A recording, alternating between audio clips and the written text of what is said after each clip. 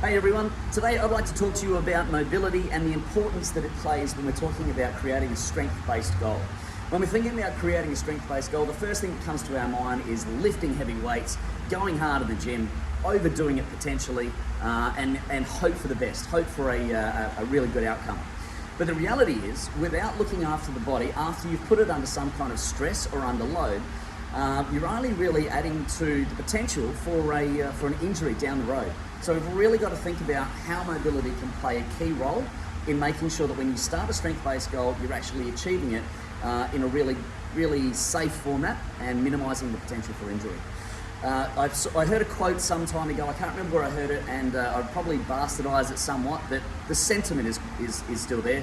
It goes something along the lines of, you can't truly achieve a strength-based goal in the absence of mobility, and you can't truly achieve a mobile goal in the absence of strength. So they dovetail together.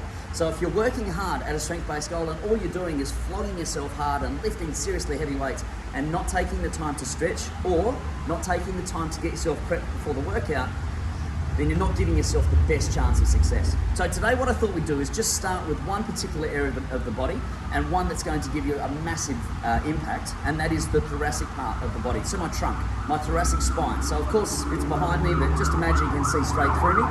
The thoracic spine starts pretty much here and ends about here. It's the middle part of the spine, cervical's at the top and lumbar is at the bottom. So I want to make sure that I'm trying to get as much flexion and mobility out of that part of the body, but I don't just want to focus on the spine itself. I want to focus on everything that it's connected to. So we're talking about the rib cage and all the muscles that fit in between the ribs, which are called the intercostals.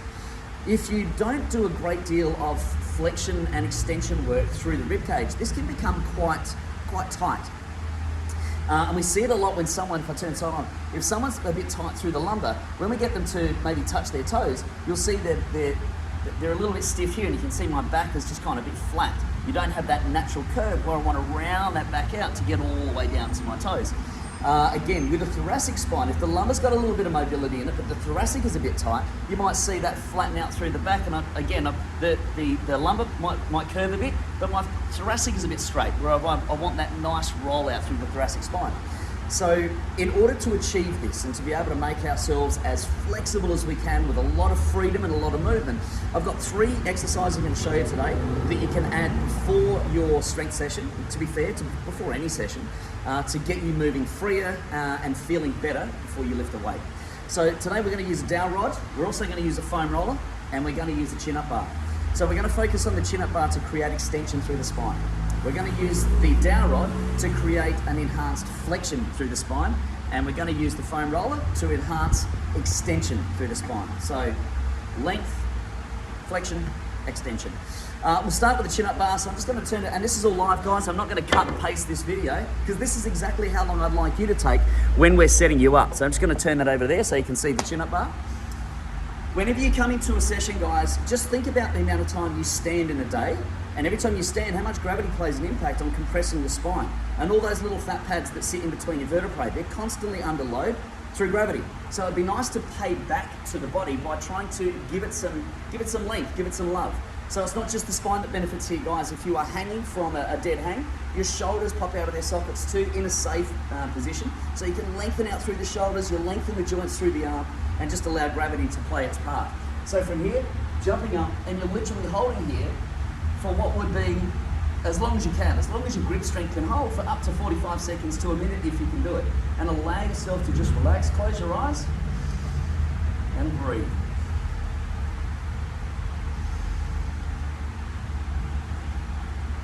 Relaxing in the breath. 2 more.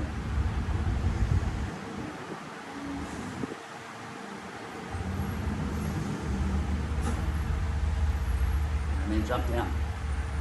So that was 5 breaths. One of my hot tips to give you when you're doing any sort of lengthening exercise, don't worry about the time so much. I did say go for about 60 seconds, or as long as your grip can hold you. But rather than set yourself a stopwatch and have to be awake and alert and watch the time tick over, just focus on your breath. Close your eyes. If it takes you 3 seconds to inhale and 3 seconds to exhale in a nice, slow, controlled environment, then 6 to 8 seconds, call it, between breaths, If you're doing 6 of those, you've been up there for 48, 50 seconds. So now you've got your natural timer. Your breath is your own timer. So count to, you might hold that for 6 breaths. Nice slow inhale, nice slow exhale. So that's number 1. I'd be doing that maybe 3 times. So I'd hang for a little bit, jump down, shake it out, have a chat to someone, come back up and do another hold, and maybe do 3 of those. Do that before I start my workout, and that's just allowed my spine just to give it a little bit more elasticity and a bit more length. So that's 1 down, 2 to go. Next one we're going to focus on, guys, we focus on what's called a Jefferson curl. Now we're going to start today without a weight, and this is just a base Jefferson curl. I'm literally just going to stand side on so you can see what I'm trying to achieve here. I want to imagine my body's like a sleeping bag and I'm rolling it up. So from the very top, don't worry about looking at anything. It's probably better that you close your eyes here if you've got good balance. I want to start from the very top of my spine and roll it forward. So my chin tucked onto the chest. And then as I go down, I'm just letting this dowel rod touch my legs the whole way down, keeping it super close to the body. So I'm rolling it through here. My shoulders will fall forward. You can see the top of my thoracic spine has just started to flex. And this is that full flexion. And as I take it down, we're trying to open up every vertebrae through that spine, right the way through to the lumbar spine, continuing all the way down, keeping that chin tucked. My chin wasn't tucked because I'm talking to you, but keep the chin tucked. And you go down as far as you can. Now you can have a soft knee in this position. So if I turn side on, you'll see I have a soft knee, but my knees don't come forward. So when I say a soft knee, there's a little bend towards the back. So I can feel that through my hamstrings. As I go down, I'm just holding this here. And once again, I'm using my breath work as my timer. So what I do when I hold this, when I breathe in, raise the chest off the ground. When I exhale, I look for more length. Breathe in, breathe out. Always searching for a little bit more length within the movement. So the chest raises on the inhale, but exhale, as I exhale, I'm driving down. I'm trying to get a little bit more length throughout my hamstrings, throughout my glutes, then into the lumbar spine, erector spinae, through the thoracic part of the spine. So I'm really trying to open up that flexion to get as much length through the muscles as I can. So at the moment, I haven't had any impact on any muscles. I'm not lying on a foam roller. I'm not trying to manipulate them like you would in a massage. I'm literally just trying to lengthen. So I've got a bit of length through that dead hang, and now we've got a little bit of flexion just to try and open up through the spine. This Jefferson curl can and usually is done with weights, but when you're a beginner and you're starting this for the first time, you don't worry about that. You literally just set yourself up with a dowel rod just to get your technique right. Remember to chin tuck. This is a good one to do by yourself, by the way. If someone else is chatting to you, more than likely you'll be like, yeah, I'm up for that. That sounds really good. And your chin's up. Get the chin down, don't talk to anyone, and just focus on your technique and get that down all the way. On the way back up, we return up just like we did on the way down. So now you're unrolling the sleeping bag. Keeping yourself fully flexed all the way up. When you get through that thoracic part of the spine, just as I get to the top, I'm going to start opening up through the chest now, and the very last part will be chin off the chest, standing up nice and tall, pull the shoulders back and down. Once again, I want to hold that down at the bottom for about 6 breaths, thereabouts. So 6/8 of 48, timing about 50 seconds. It's a good way to learn, a good way to start, and I do that maybe 3 times as well. So 1, get up, have a chat with someone, then come back down and do it again. So now we've got about 3, got about 6 minutes you've been going for right about now. The third and final exercise I'm going to show you is a super simple one, and I like to leave this one at the end because this feels really good.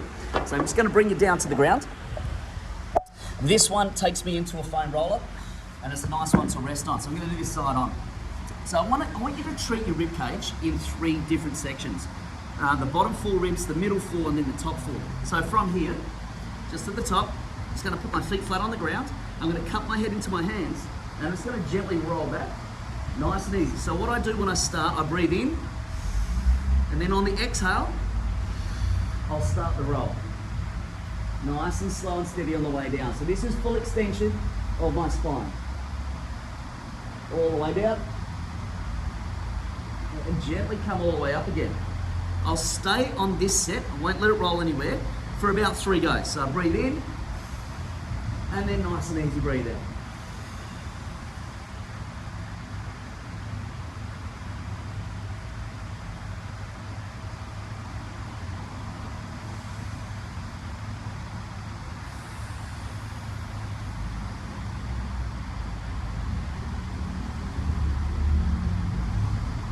So about 3 goes there. The next part we go into now, guys, is taking us into the next part of the rib cage. So from here, just going to cup the hands again, and down we go again. So same setup, we just focus on breathing in, and then when you're on the exhale, you're going down. So what I'm working on here, guys, when I'm up nice and tall, I'm focusing on the lumbar spine, more of a rotation. When I get to the middle, I'm in the thoracic part of the spine. And when I get to the last part, we're working on the cervical part of the spine. So I'm just seeing how far I can bend that right the way down and right the way back up. So 3 breaths in, 3 breaths out. That's all I'd focus on there. There is an extension to this exercise whereby you can actually take the arm further forward, so about 45 degrees, palm up, take one leg over and roll over. So what I'm doing here is getting not just on the spine now, but I'm taking it into the intercostals, those bits of muscle between your ribs. Those, I'm breaking all that fascia and you know, blockage and whatnot down by pressing them out. It's a bit like getting a massage. It's a pretty tough massage. All the way around, I stop at the sternum, and then I come all the way back around again. I'll then take it down a bit, I'll go again, all the way around to the sternum, come back around, and then the final one right under the armpit, right the way around to the sternum, and then come back around onto the back. So that's one side, and that's effectively half of my rib cage, and then I do the same on the other side. And then what I might choose to do after that, once I've broken down all the garbage and stuff that really gets kind of like sticky and it prevents you from being able to do full rotation left and right, I then retest myself to see whether or not I can actually get any further by cupping the hands and going all the way back down. So a nice touch point is to keep your hips on the ground, see if you can get your head to touch the ground on the other side. So guys, they're my 3. Again, it's live, goes through obviously 11 minutes, but they're my 3 to get you started. So I really want you to have a go at these.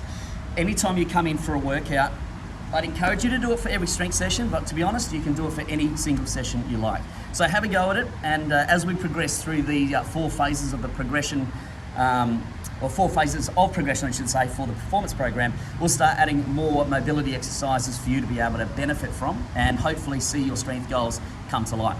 Enjoy the rest of your day, guys. We'll see you soon. Cheers.